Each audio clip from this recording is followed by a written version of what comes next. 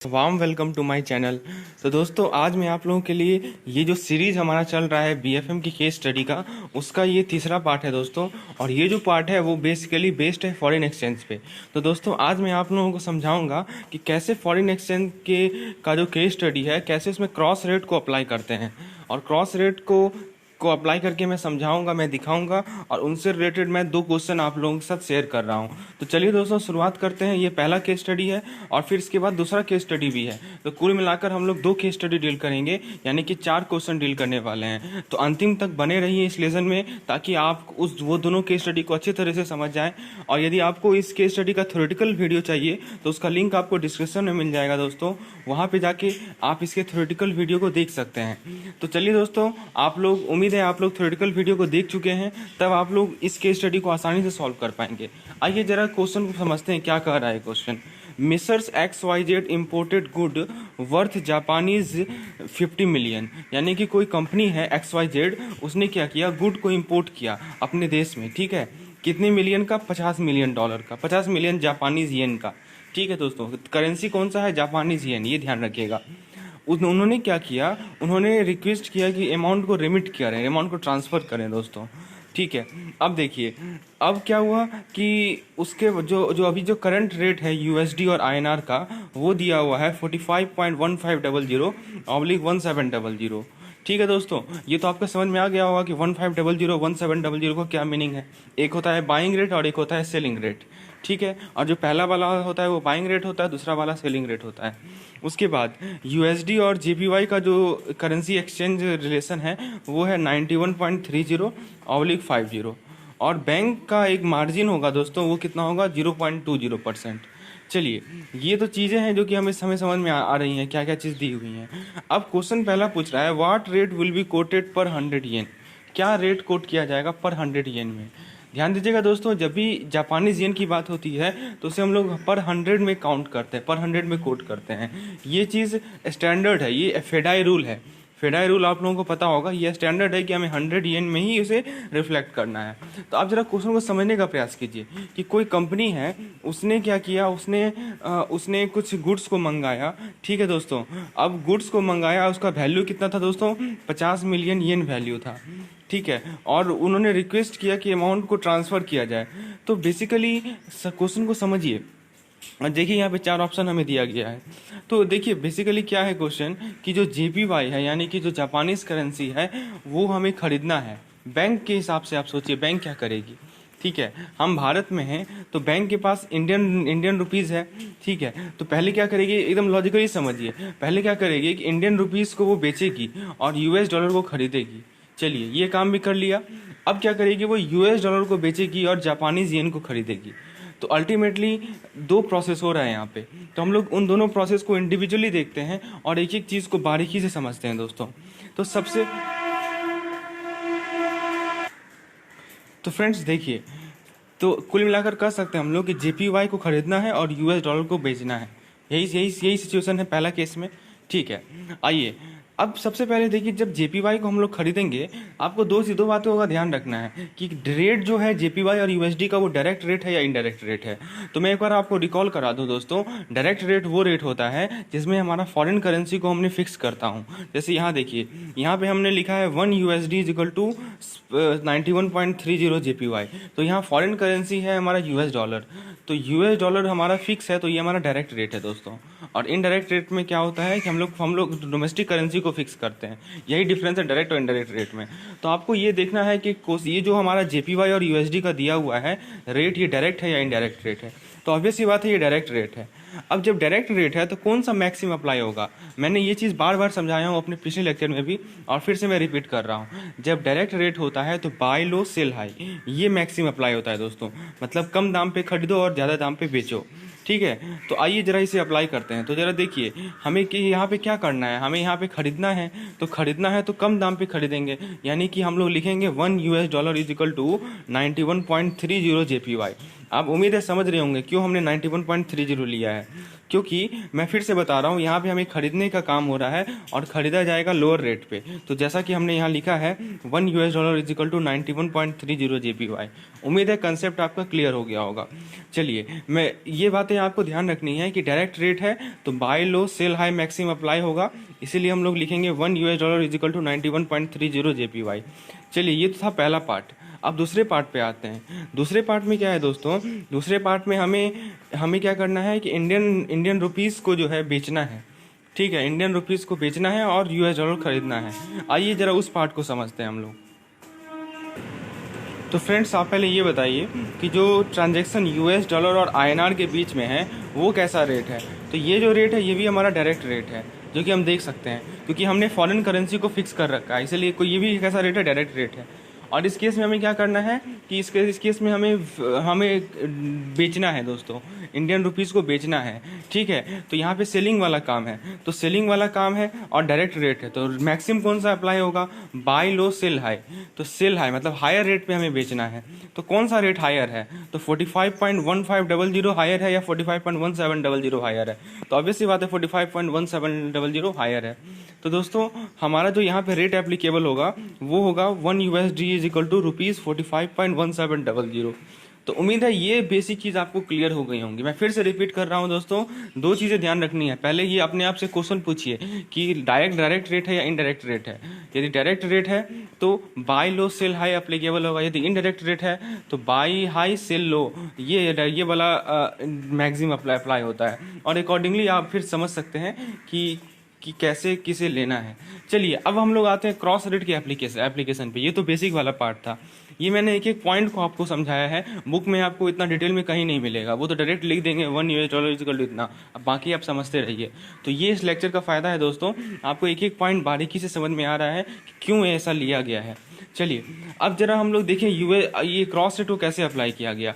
देखिए दोस्तों, हमारे पास यहाँ दो इक्वेशन है। पहला इक्वेशन है $1 इज इक्वल टू 91.30 JPY और दूसरा इक्वेशन है $1 इज इक्वल टू 45.1700 रुपीज़।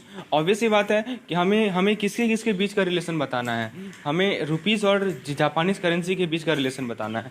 तो क्या करेंगे, दोनों को इक्वेट कर दीजिए। हम लोग डायरेक्टली बिल्कुल लिख सकते हैं कि 91.30 JPY is equal to 45.1700 rupees. ठीक है दोस्तों, तो वैसा ही हमने किया। तो यहाँ से 1 JPY इक्वल टू कितना आ गया, 45.1700 डिवाइडेड बाई 91.30। ये तो यूनिटरी मेथड है। आप यदि फर्दर इसे डिवीजन को करेंगे तो आपको वैल्यू मिलेगा 0.49473 रुपीज़। ठीक है दोस्तों, ये हमें वैल्यू मिलेगा। लेकिन हमने पहले ही कहा है क्वेश्चन में कि हमें 100 जापानीज करेंसी के टर्म में बताना है। तो क्या करना होगा, 100 से मल्टीप्लाई करना होगा इसे, जैसा कि हमने किया है यहाँ पे।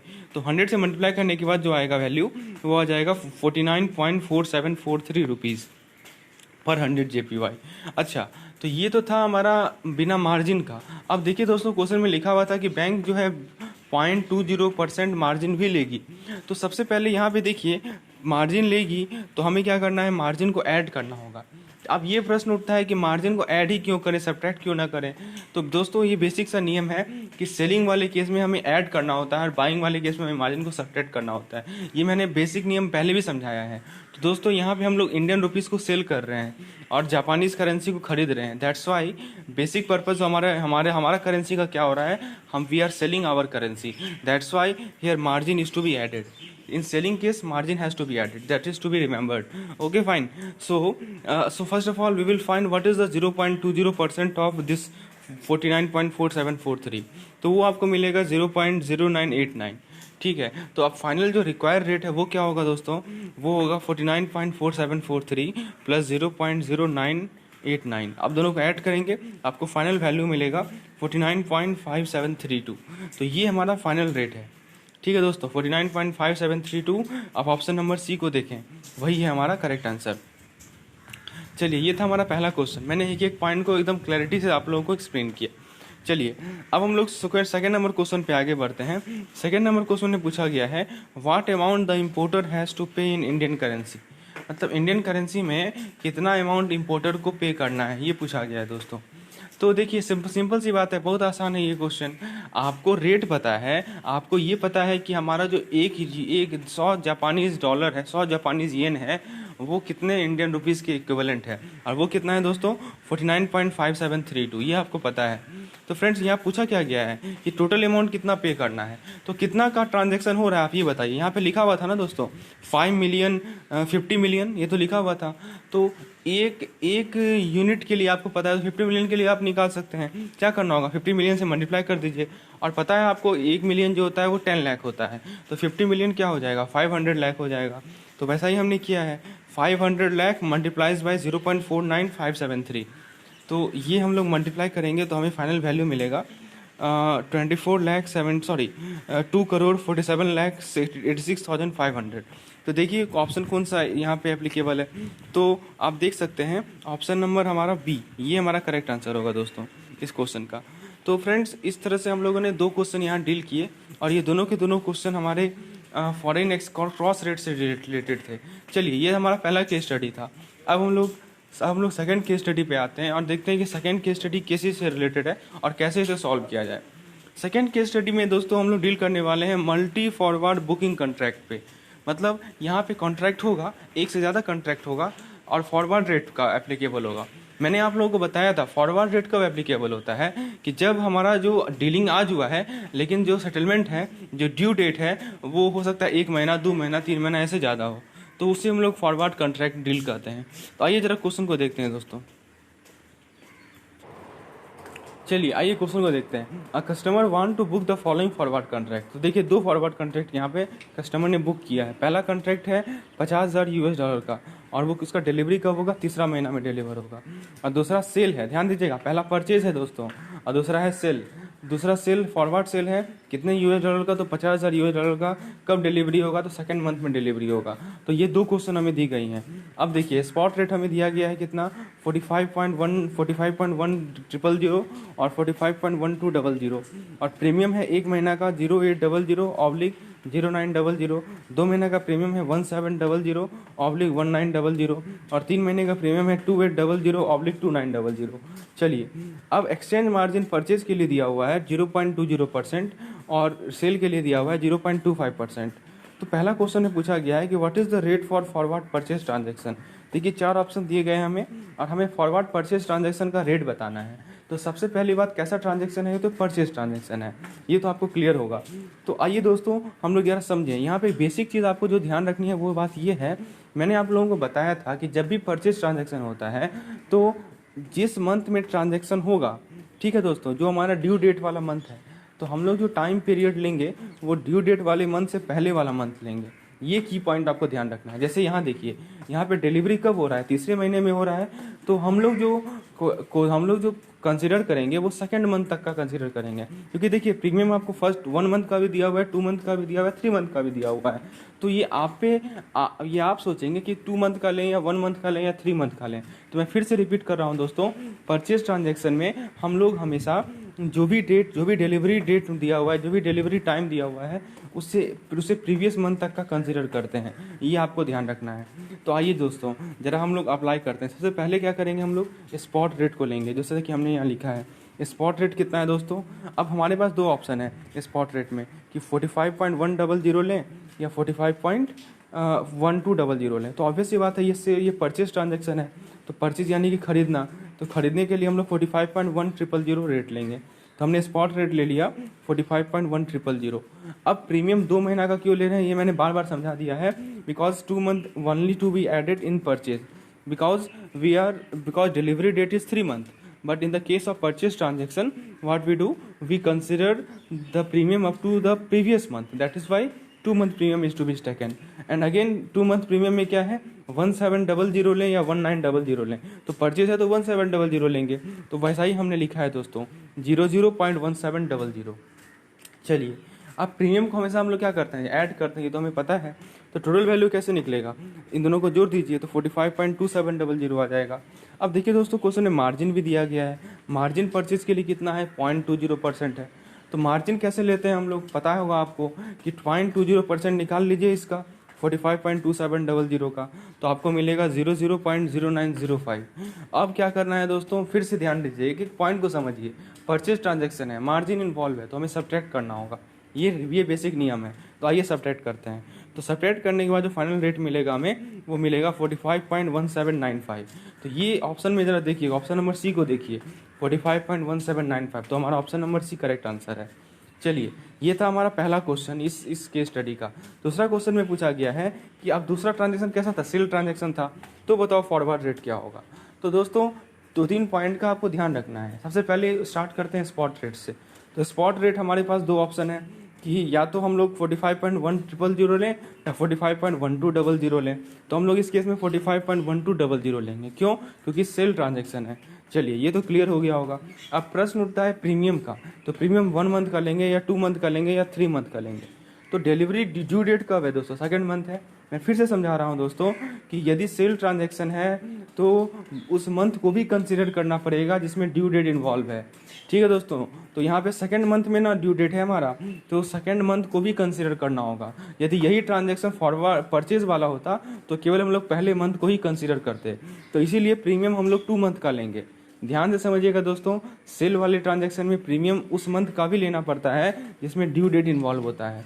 चलिए, मैं ये बात बार बार रिपीट कर रहा हूँ क्योंकि यही चीज़ इस क्वेश्चन से आपको समझना है। तो प्रीमियम हम लोग 2 मंथ का लेंगे। तो 2 मंथ का प्रीमियम क्या है? 1700/1900। तो किसे लिया जाएगा? क्योंकि सेल ट्रांजैक्शन है तो 1900 को लिया जाएगा। तो आइए, हम लोगों ने वैसा ही लिया है। हम लोगों ने 2 मंथ प्रीमियम लिया 00.1900। ठीक है, अब इसे ऐड करेंगे। ऐड करने के बाद हमें मिलेगा 45.3100। फिर से हमें मार्जिन दिया गया है दोस्तों। मार्जिन कितना है आप देख सकते हैं, सेल ट्रांजैक्शन के लिए मार्जिन है 0.25%। तो आप क्या करेंगे, इसका 0.25% निकालेंगे। किसका? 45.3100 का। वो कितना मिलेगा आपको? वो मिलेगा 00.1133। अब एक और बात आपको ध्यान रखनी है दोस्तों, ये सेल ट्रांजैक्शन है और सेल ट्रांजैक्शन में मार्जिन को हम लोग हमेशा ऐड करते हैं, परचेज में सब्ट्रैक्ट करते हैं, ये ध्यान रखिएगा। तो हम लोग ऐड करने के बाद जो रेट मिलेगा वो मिलेगा 45.4233।